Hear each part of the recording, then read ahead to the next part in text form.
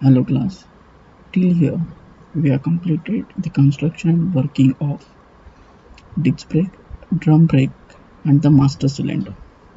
Even though we have completed the working principle of combination valve, which mainly consists of proportioning valve, metering valve and the pressure differential switch. Now here we will see how the hydraulic braking mechanism is their use in case of the vehicle. Okay, so basically there is a master cylinder which we have studied in the previous lecture, previous video. Okay, so through the master cylinder there is a lines are guided to a front axle and the rear axle. So here there are, it is guided to front axle and the rear axle. So here we can see here single master cylinder are used for the both axle, but it is not nowadays we are not using a master cylinder or single hydraulic circuit for both axle, or in some cases there is a diagonal split system is there, means for this wheel and this wheel. Okay, consider these are the wheels of the vehicle. Actually whatever I shown in the slide is nothing but the disc drum configuration braking system, means at the front there is a disc, okay, that is known as a front caliper, and at the rear you are supposed to notice there is wheel cylinder. So wheel cylinder is normally located at the drum cylinder, drum type of brake assembly, and calipers are used in case of the disc brake type of braking system. Okay, so here front at disc and the rear is the drum. So here only one cylinder is master cylinder is used for both front and the rear braking system. So it is nowadays not used. Instead of that we are using a separate cylinder for separate uh, axle or diagonal connection. If you talk about the axle split system, then front axle are equipped with the one master cylinder and the rear axle is equipped with the another master cylinder, and both master cylinder of both axle are housed in one housing. Okay, and those such type of cylinder is called as the tandem master cylinder. If you have a diagonal split braking system, then this wheel and this wheel having one master cylinder, and this wheel and this wheel having another master cylinder, and both master cylinder are housed in one housing, and that is called as a tandem master cylinder. So when diagonal wheels having one master cylinder, then such a type of split system is called as a diagonal split system. If wheel of the same axle having common master cylinder and the rear is the same, then such type of hydraulic braking system is called as a axle to axle split system. Now here it is, we are not using any split system, we are using a single master cylinder for all wheels which is present on the vehicle. So this is chance there is a chance of uh, failure of braking system in such case, because if any small leakage or take place in the line, that may leads to failure of entire braking system. Okay, so that's why nowadays in case of the hydraulic braking system we are using a splitting of the axle, or we are splitting a wheel. Okay, so this is the thing. There is the linkages, we can see the linkages, how the hydraulic linkages are there. This is a foot pedal which is pressed by the driver. Whenever driver press the foot pedal in the master cylinder, pressure get built up in the hydraulic line, and that pressure get guided towards the caliper and the wheel cylinder. Okay, and with respect to the wheels with respect to the actuation of the calipers and the wheel cylinder, the brake liner and the brake pad get pressed against the rotor or the drum, and with respect to that a road wheels get stopped. So this is a simple, very simple hydraulic mechanism they are using. Now as I told you, the master cylinder we are not at all using right now, we are using a tandem master cylinder. So here there is a cut section view of a tandem master cylinder. Here as we have seen, there are two ports are present in master cylinder. One is the bypass port and another is the intake port. So bypass port is also called as a compensation port. Okay, and this is the intake port. So we can see here this is a one master cylinder and this is another master cylinder, and both the master cylinder both two master cylinder we are coupling, or we are housing in a one house. Okay, so that's why it's called as a tandem master cylinder. So here this one master cylinder maybe go for the one split line, and this is another split line. means if you have a axle to axle split system, then this master cylinder is work for the rear axle and this master cylinder work for the front axle. Okay, so and it having a piston in that, plunger in that, which is supported by spring. Okay, which is retained by the spring, or those spring is very important, as we have seen the working of spring, those spring in the construction working of the master cylinder. Okay, so similarly here in tandem master cylinder also same thing is there, only the difference is that one piston is put another behind the another piston. Okay, and that behind piston is working for the another axle. Okay, if this is working for the front axle, then this is working for the rear axle. Okay, so that is the difference, but if rest of the working is same, we will see the working of it. Okay, so this is a thing. Over the cylinder there is a reservoir, there are two reservoir, one is a primary reservoir and the secondary reservoir. We are not keeping reservoir for both the system is common. There is a reason for that, we will see at the on the next slide why we are keeping a separate, or we are maintaining a separate reservoir for the each cylinder even though they are housed in a single housing. Okay, so consider this is a brake lining going to front axle, and this is a hydraulic line going to the rear axle, hydraulic line going to front axle, and the hydraulic line going to the rear axle. Right now we know there are two ports to the master cylinder, one is the intake port and another bypass port, or we can say compensation port. So similarly here also intake port and the bypass port. Intake port is the it is a first hole from the right, and the second hole, that small hole, is nothing but the compensation or the bypass port. Similarly here also the first hole from the right is nothing but the compensation port, intake port, and the second one is the compensation or the bypass port. Okay, so whenever you are pressing the brake pedal, that time this piston will move further. Okay, this the first primary piston and this is secondary piston, you can say. So primary piston move first of all, and it first close a intake port, after that it close the compensation port. Whenever intake port and the compensation port get closed, and with the further travel of the primary piston, the fluid present between the secondary piston and the front of the primary piston get pressurized. Okay, as we can see here, it get pressure, it get turned into the yellow color, so it get pressurized, and that pressurized fluid get conveyed to a axle, that is the front the axle to which it is guided, or for example it is guided to rear axle, so it going to the rear axle. And whenever the pressure between this piston and this piston pressure between pressure of the oil present in between this piston and the primary piston get reaches to up to certain level, that time this secondary piston also get pushed in a forward direction, which results the oil present in front of this secondary piston also get pressurized, and as soon as it get pressure, it also get convert to the axle for which it is guided. For example, here we are guiding this line to the front axle. Okay, so the pressurized oil guided to the front axle. Similarly, when we are releasing the brake pedal, the spring present in front of the piston, okay, pushing it backward as we have releasing the foot pedal. Okay, the foot pedal is nothing but the pedal located behind this push rod. So as soon as we are releasing the foot pedal, the pressure uh, put it on this piston get released, and the spring which is present in front of it pushing the piston primary piston first of all backward. Whenever it get pushed backward, that time the with further movement backward of that piston, vacuum get initiated at the front of the primary piston.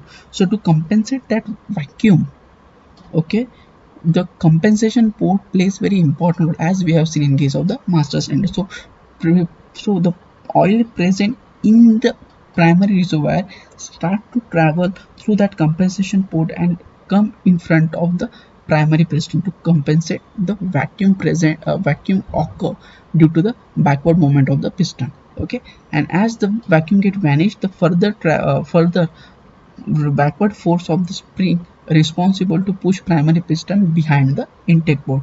With respect to that, a secondary piston also behave the same as a primary piston.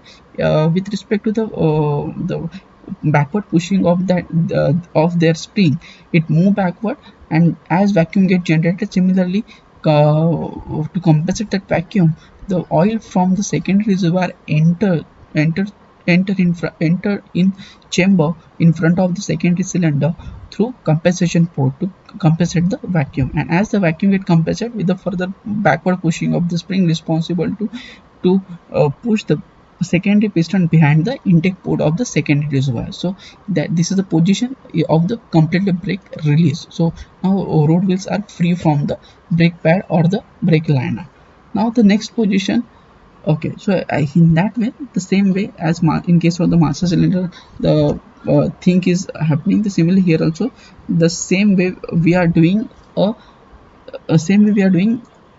pressurizing thing and the releasing thing in simultaneously for the both axle with split system. Okay, so now why we are using a two reservoir here, even though we can use a single reservoir. Okay, why the partition is there? Okay, as I told you, we are using a split hydraulic lines, means if we are having a axle to axle split, so front axle having one line hydraulic line, and the rear axle, for rear axle another hydraulic line, and another master cylinder is working.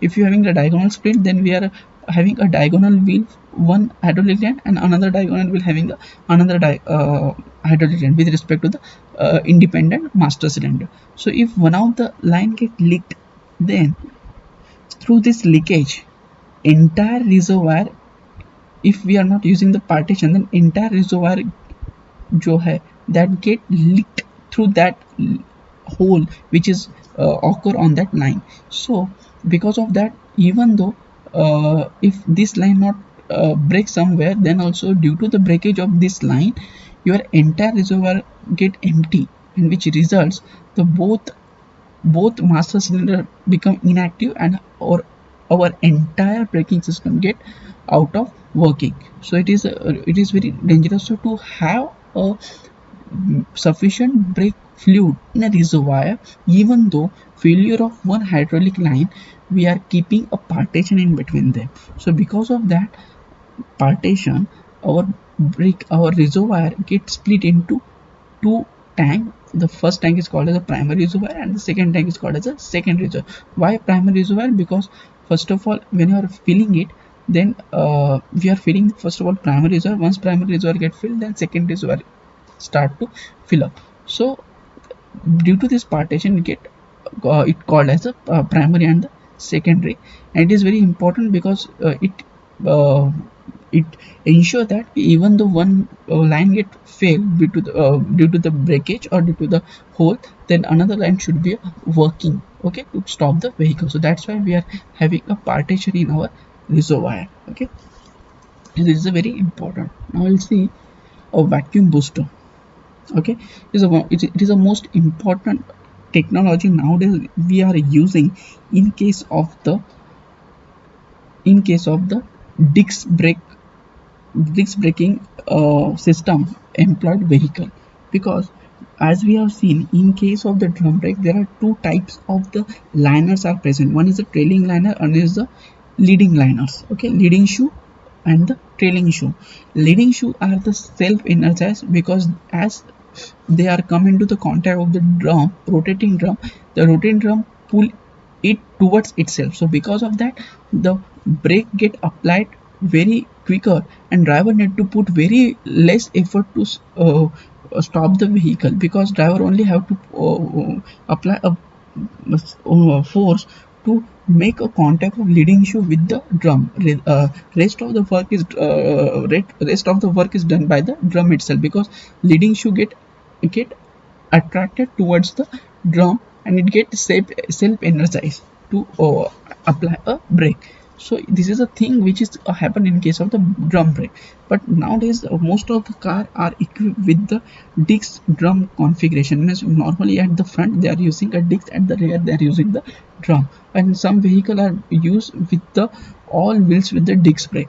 braking system. So to avoid, so because of that, driver need to apply a more effort on the brake pedal, and because of that their tiredness of the leg will be there. So to avoid this thing, some assisting force need to be applied to driver, or some assistant need to driver to apply a braking action, periodic braking action, or the simultaneous continuous braking action.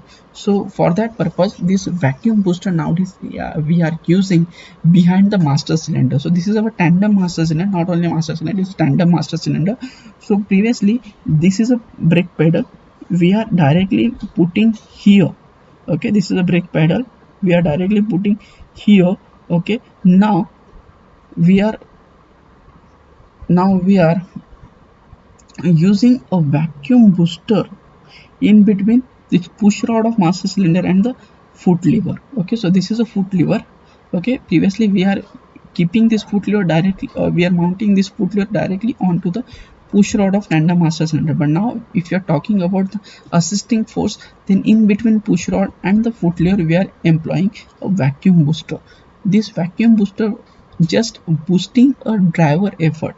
Okay, so because of that, tiredness of the driver get what vanish, not say vanish, it gets reduced somewhat. Okay, so here first of all driver need to apply a pressure or the force over here by its foot. So because of that, this rod get in, and driver effort get conveyed to this rod to tandem master cylinder. Okay, so now if this thing is not working, suppose first of all we will see if your vehicle is employed with a vacuum booster, and if it get fail, if it is not working or it is not in a service, but it is present there in between push rod and the foot pedal, then how the system is work like conventionally. Okay, so consider this thing is not right now not working. Okay, so when driver applying the force over here, okay, then through this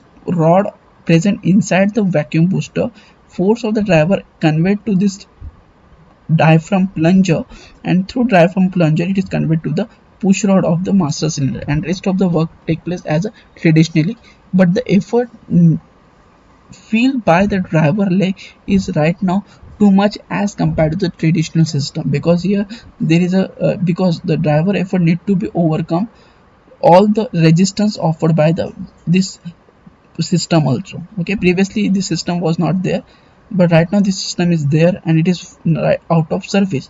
So because of that, driver effort need to overcome the effort offered by this thing as well as effort offered by the master cylinder springs also.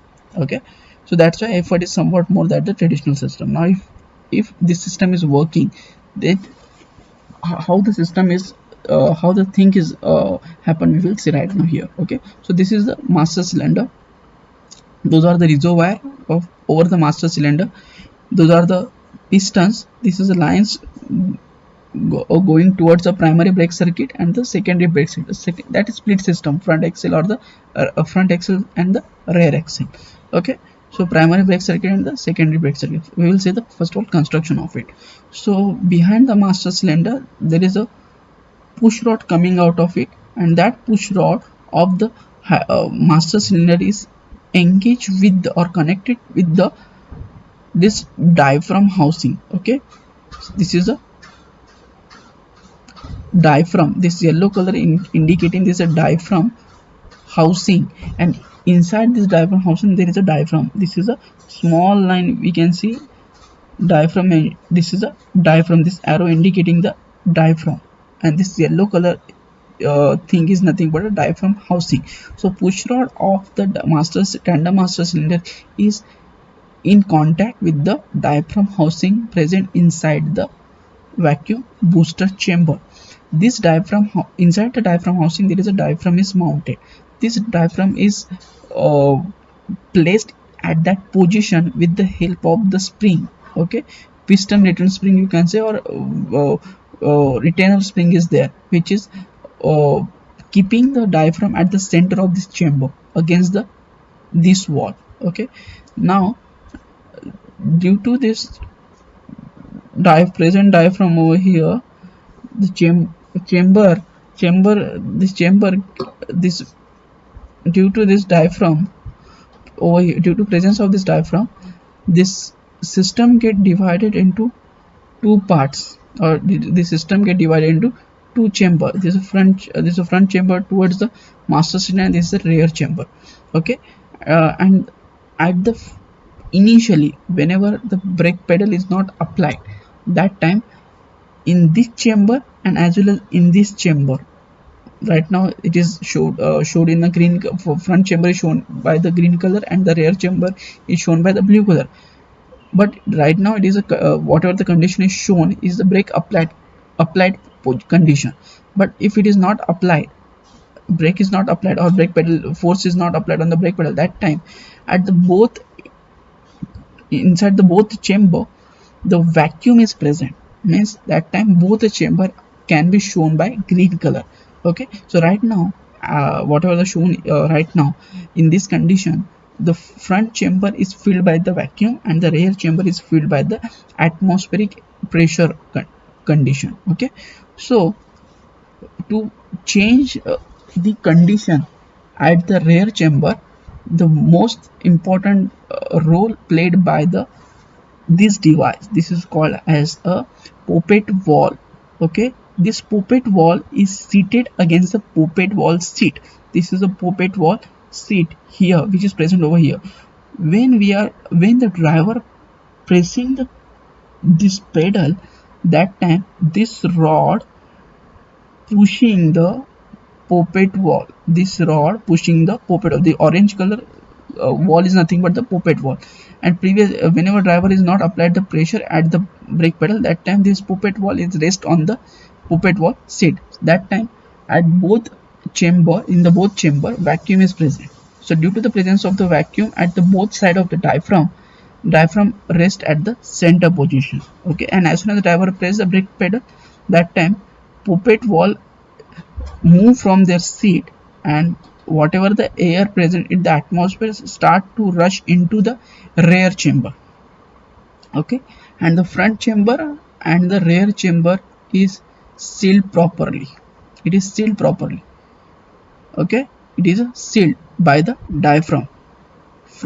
Front chamber and the rear front chamber and the rear chamber both are sealed properly by diaphragm. Okay, so as soon as poppet valve move from their seat, all the air atmosphere will start to rush into the rear chamber, and it is responsible to push diaphragm against this spring towards the master cylinder side. And as soon as diaphragm get pushed towards the master cylinder side, as I told you, the push rod coming from the master cylinder is in contact with the diaphragm housing, then master cylinder push rod also pushed by the diaphragm housing as well as the driver effort. Okay, so in that way, just by introducing atmospheric pressure behind the diaphragm and vacuum at the front of the diaphragm, we are getting a pressure difference across it, and this housing additional to driver effort pushing the push rod of the master cylinder to apply a brake. So this is nothing but the assistance we are giving to driver in order to minimize the braking effort. Okay, so this is the thing which is happening inside the vacuum booster. Okay, now we'll see another thing which is we have not covered, that is wheel cylinder. This is a wheel cylinder normally used in case of the drum brake construction, drum brake system. Okay, this is normally located at the wheel, as we have seen in case of the construction working of the disc brake. Okay, here it is located on the back plate. So this is nothing but the wheel cylinder. Okay, we will see the construction order. This is normally located on the located on the wheels the back plate. Okay, along with the liners and all the adjusting mechanism. Okay, so it is mounted on the back plate itself in case of the drum brake. So we'll see the construction of it. Okay, so this is a thing this is a casing of the wheel cylinder. Okay, in the inside the casing there is a two pistons are fixed opposite to each other. In between them there is seals are present. These are the seals, internal seals. Okay, and behind the internal springs of the both piston, one spring is there. Okay, this internal seals are used over here just to prevent the leakage of the hydraulic oil or the braking oil introduced in between this portion. Okay, here. Okay, whatever the oil we are pressurizing in the master cylinder or tandem master cylinder are entering into this, entering in between or guided in between these two pistons. And whenever it guided in between this piston, the pressure, due to the pressure of that oil, both the piston get pushed outward direction. So this side piston get pushed this direction and this side piston get pushed in this direction. So due to that, what will happen? The brake liner get applied or pressed against the drum to stop the vehicle. Okay, so this is the simple, and the spring is present in between them in order to avoid or sticking of or to avoid the mating of these two piston. So because of that, if the spring is not there, then sufficient space not maintained. Once the brake pedal is released, due to the action of the retaining spring of the brake shoe liner, both piston of the wheel cylinder may stick to each other. The back portion of the piston may stick to each other. So to avoid the sticking of the back portion of those two piston, we are keeping a the spacer in between them, spacer spring in between them. So that spring helps to avoid the sticking of back portion of these two piston with each other once the brake pedal is released. So it maintains the sufficient distance in between them. So that this is a very important, and even though it holds the seal against the piston properly. So because of that, whatever the oil, pressurized oil introduces in between these two piston will not travel outside, or it will not get spill out from the wheel cylinder assembly. Okay, so this is the wheel cylinder with the two piston. This is the wheel cylinder with the single piston. Okay, is the same thing, wheel cylinder with the two piston. And here this is another arrangement which is we can see on the caliper, and in case of the drum brake construction on the wheel cylinder. So that is nothing but the bleeder screw or the bleed nipple, we can say. Through this bleed nipple or the bleeder screw, we can bleed the presence of the gas or the air. If in case of the hydraulic system, presence of the air or the gas is reduces the efficiency of the braking system, or which it may be completely damage the effectiveness of the braking system. Is small bubbles of the gas or small bubble of the air makes your complete braking system spongy. Okay, will make it will be a completely ineffective. Okay, so to avoid that or to remove that gas which is occur or which get trapped in the line, we have to use some bleeding system.